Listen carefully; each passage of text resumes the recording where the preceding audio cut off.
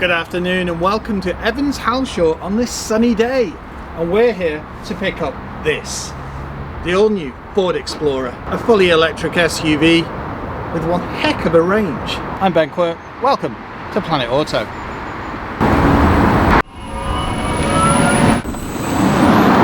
Welcome to the forecourt of the new Ford Explorer. To think, it's about a year since we first laid our eyes on it, and it was on a UK tour, but after the tour Ford thought, wait a minute, there's a few things we need to refine with this. Range, the powertrains, the full list, I don't think we'll ever know about. But one thing's for sure, it's certainly better. I mean, it really piqued my interest then, but after driving it, I think it's the new direction that Ford have been looking for. Because let's face it, they've pretty much got rid of all their cars now. Fiesta's gone, Focus has gone, Mondeo's gone. And they're hedging their bets on the EV market. But the thing is, you've got to make sure you've got a powertrain that's strong, reliable. That's where Volkswagen comes into it. So it's actually a Ford and Volkswagen alliance, meaning Ford are now using their technology, the MEB, that things like the ID Buzz are built on, ID3. And we've driven so many vehicles with that system in, and it is fantastic. Most adaptive systems do this inherently. The thing is, even when this isn't in adaptive, it starts slowing down for bends. It detects things. It's intelligent. It really is. And platform sharing's been a big thing for many years. I think Chevy started it in about the 1930s. And it just means that you get the best of the best from each manufacturer. And Ford have certainly put the mark on it. Explorer. And I suppose that arcs back to the heritage of the US Explorer. Because let's face it, American 4x4s, well, they're a different breed. So it's nice that they've taken this and adapted it for an EU market. It's not too long, it's not too wide, but it still has a presence. It's spacious, it's stylish, it's full of tech. As for the range, considering the price especially, 45 grand for 370 miles of range. It's pretty damn good. But that's what Ford have had to recognise moving towards the future. They've not only got to better, but they've got to do it more cost effectively too. Because let's face it, how many of us started life driving in a Ford? I know I did. Now, these are made in Cologne. Yes, if you've had your classic Fords, you'll know that. Researched, developed, all done in Europe. Because it means when you take this down a back road, it'll corner. Now, when we saw this last year at Evans Halshaw in Manchester, they were claiming it would be under 40 grand. The entry trim is just under 40,000. Ours is the premium, and you can either get that in rear-wheel drive or all-wheel drive. One's single motor and one's dual motor. It's a 77 kilowatt-hour battery or 79 if you go for the all-wheel drive. The thing is, the range is about 20 miles difference. And bear in mind, this weighs in at around 2 ton and can still pull 0 to 60 in around 5 seconds. That's quicker than the Focus ST. Mind you, that's an electric powertrain for you. If you're going to look at one of these, your best bet's to have a Type 2 charger at home. Saying that, Ford have Oval network, and that allows you to charge for a better fee. There's a decent level of equipment on Ford Explorer. LED lights, air conditioning, digital cluster, and even a safe. If you're wanting a panoramic, that's premium only. You can also option up. For example, on ours, we could go up to 21-inch wheels. Oh look, we already have. Let's talk about heat pumps. They are available on both trims, which I don't think is a bad price, but it's certainly one of those things that you want for winter. It makes a vehicle far more efficient. If you like this type of video, why not subscribe to the channel? You just hit the button on the right hand side. It's free and you'll get an alert every time we upload. Also, if you do like the video, why not give it a like? It all helps and it means we can get more cars. Thank you. That Explorer has the potential to be all singing and dancing. It's pretty good on the standard select trim, but when you move up to the premium, you get things like matrix headlamps, heads-up display, power tailgate. Space-wise, just take a look inside. Because it's built on MEB, well, it's specifically built for electric vehicles, meaning none of the batteries, powertrain, etc. leaches into interior space. I did touch before on the heritage of Explorer in the US, and that's what it seems to carry. The way that the lights wrap round, the big chunky front, the shield, I suppose, replaces what would be a conventional grille, and the big chunky bumper. It's got a real presence. Thing is, it's not just skin deep. As you can get in all-wheel drive, you could do a decent bit of off-roading in this. And I think it really looks the part in lucid red with the black gloss. And I'm a real fan of Explorer, a nice big bold chunky font. Just look at the way that the arches jut out, and then you've got the signature daytime running lights and the vents down here that do allow airflow. The thing is, it's a big electric SUV.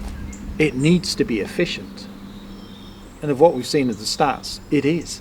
Yes, it's electric and it's not going to float everybody's boat, but before you turn your back on it, drive it. Safety, tech, jam-packed. Virtually every bit of safety and convenience you could need. Everything from adaptive cruise to AEB, collision detection, mitigation systems, sensors, cameras, and if you go for the driver assistance pack, you get things like a heads-up display if you've gone for the sled. It's standard on this one. We know everybody goes, I don't like bings and bongs. The thing is, when you're going after NCAT 5, that's what has to be. Just look at those 21. Decent profile tyre too. I suppose it's almost like a snowflake. The side is very simple, but I think it works especially well on a chunky SUV like this. Colour-coded door handles, black top mirrors, power folding, blind spot detection, heated, adjustable, and all that jazz. And the SUV look is completed with a black plastic cladding and the side skirts. And with that panoramic, it almost makes it look like a floating roof, especially with the black pillars. Very smart. You really get a feel for the ride height. The door opens nice and wide. That is a decent door opening. Just look at the door cards. Two-tone, soft touches, your power tailgate button, decent door pocket. And with ours, we've got a 10-speaker B&O. 2 buttons here for your windows. If you want to put the rears down, you press rear, and then one of these. Got memory function and massage. Climbing in. Absolutely no problem. Dip my head ever so slightly, but space is good, and a grab handle above every door. They've done a great job with the interior. You can see things like this which you recognise off Volkswagen, but other than that, it's got almost an American Ford feel to it, especially with Explorer etched there. This looks, it's a bit like carbon fibre styly, but also it looks like the rugged rubbers that you'd have on off-roaders. So I suppose it blends premium with rugged. The steering wheel, which I recognised or was very similar to the one that was in the Allegro many years ago. It's not everybody's cup of tea, but I think it works exceptionally well on this. 75%, 312 miles. So on the right hand side you've got your lights, you've got your front demisters, your rear demisters, and if you've noticed, they're haptics, so very simple to use. Auto lights, etc. The all-wheel drive will tow up to 1200 kilos, and with a retractable tow bar, you're sorted. I suppose the most prominent thing in Ford Explorer is this, the portrait infotainment system. What I'd like to see on the next generation is doors that cover the sills, but this kick plate with Explorer, awesome. Solid build quality. Very nice. I love the center console layout. Also, the fact that this part is floating, so storage throughout, including this, the pièce de résistance, the safe. So when you take the keys out of the car, that then locks. But the fact that it doubles as an adjustable screen too, everything's nice and easy to reach. And I do like the micro cluster. And it shows you all the information you need. Your shifters on the column. Thing is, it's a nice, simple, intuitive system. You've also got B here as well, so that'll increase your regen. Infotainment system. Responsive, full of information, Apple CarPlay, Android Auto, navigation, and all types of assistance and things like that. Look at efficiency. You've got your touchscreen buttons, your heated seats, and your demisters. And we've got a heated steering wheel, but that is operated on the steering wheel. If you go for select, you'll get a 7-speaker system. But whichever you go for, it is a banging sound system. It's a very intuitive and simple to use infotainment system. Yes, there's a serious lack of rotaries and proper buttons, but what is here, you do get used to rather quickly. Eco, Sport, Individual, Normal and Traction. Self-parking, driver assistance, preconditioning, charging. On that note, you can also get a Ford app. dual zone climate, it reflects immediately the USBs. It's well thought out, and the two-tone really lightens it up. Now there is hard plastic throughout this vehicle, but they're of a good grade. Even the more solid ones are still pretty damn good. Now it's got a great feel to it. The way that the dash wraps round into the door cards. Decent big windows is completely different to anything else that Ford have ever put out. Great legroom, 2-pedal system, and I've got a footrest on the left hand side. Padded armrest, and padded armrest in the centre as well, wide enough for you and your passenger. And if we open this up, it's quite literally cavernous little oddments tray here. Headroom, even with a panoramic. What's that? A couple of inches. I've also got adjustable lumbar, but sadly this is completely manual and there's not even an option for it. Non-lockable glove box, not the biggest. 2 gripper cup holders and a wireless charger and other storage point, and your hazards are here. And I can't forget reach and rake in the steering wheel, and there's a fair bit of adjustment. Finally, map reading lights and auto dimming mirror. Let's take a look in the rear. One thing I did expect, adjustable seat belts. Hopefully we'll see that on the next iteration. I really do like the Ford Explorer's silhouette. I mean, just look at the shaping. I mean, you have the sloping roofline, but it's not too drastic, which means it's not going to affect any of the room in the rear either, which is immense. Now with 0 to 60 in around 5 seconds, it needs good brakes, and to be honest, it's got them. So we've got discs at the front, and then we've got that like hub system that's used for regen, etc. on electric vehicles on the rear. One thing that really stands out to me on Ford Explorer is the roofline and its flow here. Also this, it reminds me of the Citroen C3 Aircross. It just adds that little bit of pizzazz. Charging, well, if you go for the Select, you can charge at 135 kilowatts, and if you go for the Premium, 185 kilowatts. 10 to 80% in either 26 minutes or 28 minutes. You just press here and it pops open. You've got your light there, and you can see nice sturdy and just very straightforward. Let's take a look in the rear. Now the door opens to a decent level, but I did expect it to be a touch wider, but I don't think it'll affect me climbing in the rear. Let's find out. Ooh, padded armrest, but a decent door pocket and electric window. It is quite high, so just take note. And then if I duck down, I can just slide in. It's something else with this panoramic, I tell you. You're just all of a sudden in it. You're in the cosmos. Legroom's not too bad either, and I can get my feet under the seats.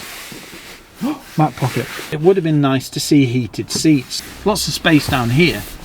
Cup holders, comfortable, and they're relatively buckety. More perforated faux leather, vents in the centre, and USBs. It'd be nice to see in the next generation sliding rear seats, and also have a recline function too. But the angle is very nice. Headroom. My hair doesn't brush at all. At my height, this light is a bit whew. However, all that's immaterial when you realise you can do this. You can still see out of the side windows, just not quite as low as I would be able to in, say, other SUVs. The seat is raised, so I've got a great view out the windscreen. The thing that really appeals to me, especially as this is a Ford model, is the fact that they've gone to so much trouble with the rear door cards. This may be hard, but it still reflects the front styling. It's magnificent. It really is. Light and airy, just doesn't cover it. And you've got a side window here and a rear window. They're slimline, but because of all the excess light that comes in here, you just don't notice. And let's face it, these are dark sunglasses. Finally, ISOFIX points and airbags around the vehicle. And I think that's your lot. Let's take a look at the back. Ah, child lock. Wow. Not come across one of those for many years. Annabelle. Well, I got trapped in the rear yesterday, didn't I? And I didn't need to, because if you look on this door card, we can disable the child locks in the back. Very smart. Explorer once again in bold letters. And no full width light bar. And to be honest, it's quite refreshing. Wraparound LED lights, And once again, some rather commanding styling. Just look at that big back bumper. What a beast. The ridges and the combo of colours. But it's not overdone, it's just simple. And I do like the way that the Ford logos on the front and rear do appear to glow. Sporty rear spoiler. It's very well integrated into the body, the way this flows round. But as we know, shaping on this is paramount, especially for great efficiency. Shark fin aerial, 360 camera, and mitigation systems at the rear too. So things like cross traffic alert. But it won't just alert you, it'll stop you too. And finished off nicely with parking sensors. And I do like this two-tone. Let's take a look in the boot. So the release is located to the left-hand side of the camera. So press once. As with the Premium, we've got a power tailgate. And it opens in a timely manner. I also think this is a good idea. So they do illuminate your number plate, but when your lights are on, it means vehicles, etc., can see you behind. On that note, this vehicle's got sensors. What it means is it's monitoring to make sure a bike doesn't come booming past you. So you open your door in the way of it. Decent boot. You've got a lip, but it's nothing to write home about. Storage point on the left and the right. Also tethering hooks mounted to the body. Lift this up and charging cables. Lift it up again and extra storage. Quite easily get a couple of months worth of shopping in there, and family holiday, absolutely no challenge. To be honest, I think we'll try and put my bike in, see how that goes. Even on this incline, where I'm raised ever so slightly, I can still virtually stand under here. This is a nice feature. Also, wow, that is the most sensitive ever. Coat hooks, 12 volt, and a light on the left and the right. And you can see your ski hatch. No parcel shelf to speak of. I mean, you've got this up here, and it's easily removed if you need to. But why do it? There's no need. Now, to drop the seats, you just squeeze in the button, and ta-da. It doesn't lay entirely flat, but it's pretty damn close. Also, the gap's not too big there, so loading bigger objects, well, just shouldn't be a challenge. Let's take a look under the bonnet.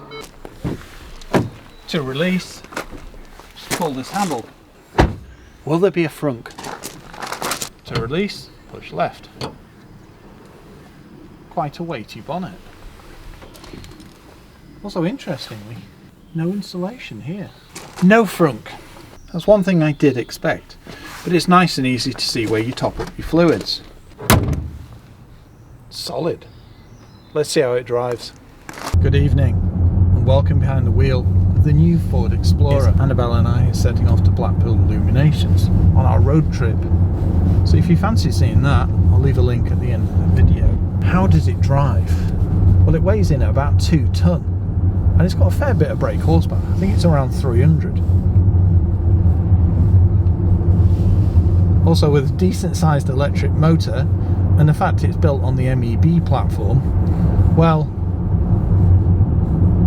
it can really shift when it needs to. And look at that, it's like the Focus ST type logo.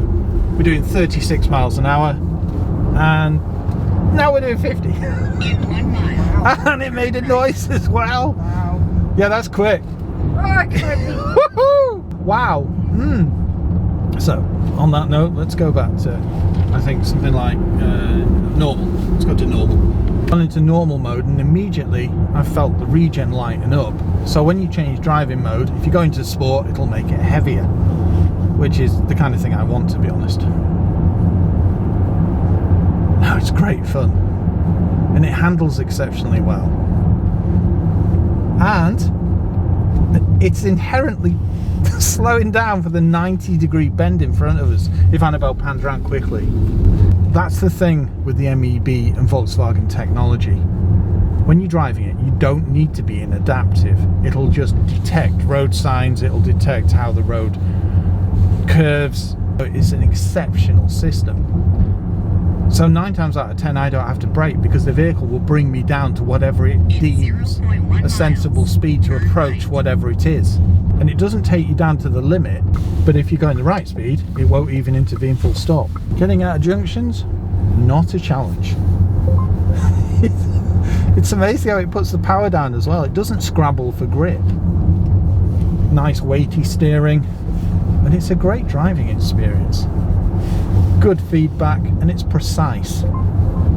Because it's an electric vehicle, it's just instant power.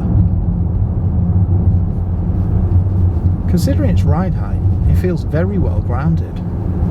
Excellent lights, full LED, and we've got the matrix lights too, so we can sit on our full beam and not dazzle anybody. Cluster's very straightforward. I can see when I'm accelerating and I can see when I'm regenning, so the bar will drop and you'll see it go into the left hand side. On the right hand side you can see that you're in drive, brake or neutral, reverse, etc. So because it's not illuminated on the shifter, it makes sense that it's displayed there. Everything's just straightforward. It's very easy to drive. You can just climb in. That's the other thing with the MEB platform. You don't actually need to turn it on. As soon as you sit in the seat, it's live. Decent visibility, even though it is quite a slimline windscreen. Also the A-pillars, all that, it's all good. Blind spot detection, lots of safety, mitigation systems, cameras, sensors, AEB, lane departure warning, assisted steering, adaptive cruise. Pretty much everything you'd need. Now this is shaping up to be one heck of an SUV, it really is. The combo of the steering and the suspension, because the suspension isn't to the point that it's a bone shaker, no, but it holds the vehicle well, but it makes it for comfortable for driver and passengers. Yeah, I've noticed that. It's a dream to drive, to be honest. But you can take it into a bend and it'll just go round. At the roundabout, the 4th exit. I still can't believe that you can get one for under 40 grand. Yeah, granted this is closer to 45, but that still seems an exceptional price for an electric vehicle.